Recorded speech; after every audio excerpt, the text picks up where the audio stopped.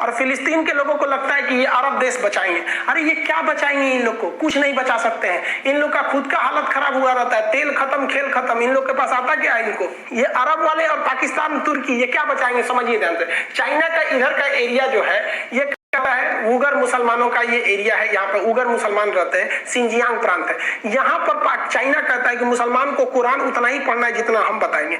यहाँ महिलाएं पहन लेती है पूरा, तो उसको 20 सड़क पे उसके कपड़े काट दिए जाते हैं कि घुटना से ऊपर कपड़ा रहना चाहिए। कोई अरब देश आवाज नहीं उठा सकता है। वहां किसी भी लड़की को उठा के लेके चल जाते हैं। सो ऑनलाइन किसी को चाहिए ऑनलाइन लेके चल जाओ इन लोग को। जिस तरह से जोमेटो इस सब पे ऑर्डर होता है ना, वैसे यहाँ ये लोग ऑनलाइन उठा के लेके चल जाता है मजदूरों को, लड़कियों को। ऐसे कोई नहीं बोल सकता, आज तक कोई आवाज नहीं उठा सकता है। यहाँ इस तरह से सरेआम लाठी डंडा से पीटा जाता है।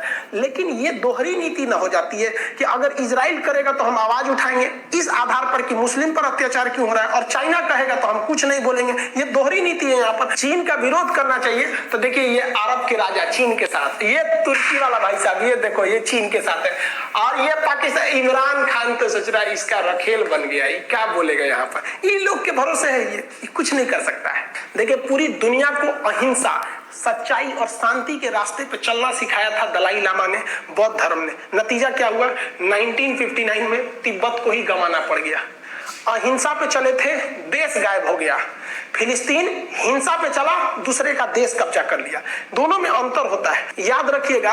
अगर आप देश को बचाना चाहते हैं तो आपको शस्त्र उठाना ही पड़ेगा, और अपनी संस्कृति बचाना चाहते हैं तो शास्त्र उठाना पड़ेगा। हम खुशनसीब हैं जो ऐसे देश में जन्म लिए हैं जहां शस्त्र और शास्त्र दोनों में किसी की कमी नहीं है। ओवरऑल भाई फिलिस्तीन को नरम दल का रुख अख्तियार करना चाहिए और हमास उमास को साइड करके कॉम्प्रोमाइज कर लेना चाहिए। विश्व के आगे कहना चाहिए कि भैया हम 12% पे रहेंगे, लेकिन पूरी गारंटी दे दीजिए पूरी विश्व बिरादरी की 12% में 1 कट्ठा जमीन कम नहीं होगा, हम 1 रॉकेट वॉकेट नहीं दागेंगे, शांति से रह जाओ भाई, इसी में भलाई है। अब रही बात भारत की, भारत किसका साथ देगा, इजराइल का कि फिलिस्तीन का? देखो ऐसे कहने के लिए तो फिलिस्तीन से हमें कुछ नहीं मिलता है, लेकिन अगर हम फिलिस्तीन का साथ देते हैं इनडायरेक्टली या डायरेक्टली करके, हम लोग शुरू से फिलिस्तीन का ही साथ दिए और अभी भी वहीं देते हैं इनडायरेक्टली करके, क्योंकि हमें पता है कि अगर हम फिलिस्तीन के साथ खड़े रहेंगे तो अरब देश हमारे साथ खड़े रहेंगे। जैसे अभी देखिए वो लोग ऑक्सीजन टैंक का सप्लाई किए, पेट्रोलियम का सप्लाई वहीं से आता है, क्योंकि हमारे पास वो पास पड़ता है, वहां से पेट्रोलियम सस्ता पड़ेगा। और आपको भी पता है कि गल्फ कंट्री के अलावा अगर कहीं से पेट्रोलियम हम करते हैं तो हमें पेट्रोलियम चाहिए,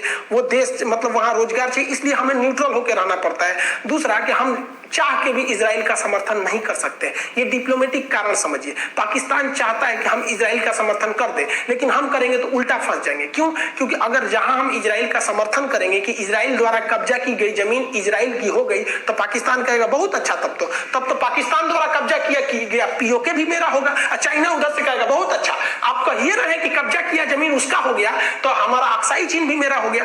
तो भारत इस दुविधा में है, लेकिन हम लोग ससुरा बहुत होशियार निकले। हम लोग इजराइल को बुलाएं, बेंजामिन नेतन्याहू को, और कहें कि देख भैया हम तुम्हारा समर्थन करना चाहते हैं, लेकिन हमारा हाई मैटर गड़बड़ है, एक काम कर तू हमको वापस दिलवा दे पीओके, और ये दिलवा दे हमको अक्साई चीन। जब मेरा वापस आ जाएगा हम खुल के कहेंगे कि इजराइल तुम्हारे साथ है, लेकिन अब तक नहीं। तो ये समझ गया, ये लोग होशियार लोग हैं, समझ गया, तो भारत को हथियार देते हैं। इवन करगिल की लड़ाई में सेंसर बम इजराइल ने ही दिया था। तो आप समझ गए कि अभी हम चाह के भी इजराइल को समर्थन नहीं देंगे, वरना अगर समर्थन दिए तो यूएनओ में हमारा कश्मीर का मैटर अटका, हम अपने पैर पे कुल्हाड़ी मार लेंगे। तो उत्तेजना में आके नहीं करना है। हम लोग से क्या मतलब है? हम लोग के मैटर में कोई आता है? गलवान घाटी में कौन आया था हम लोग को बचाने के लिए?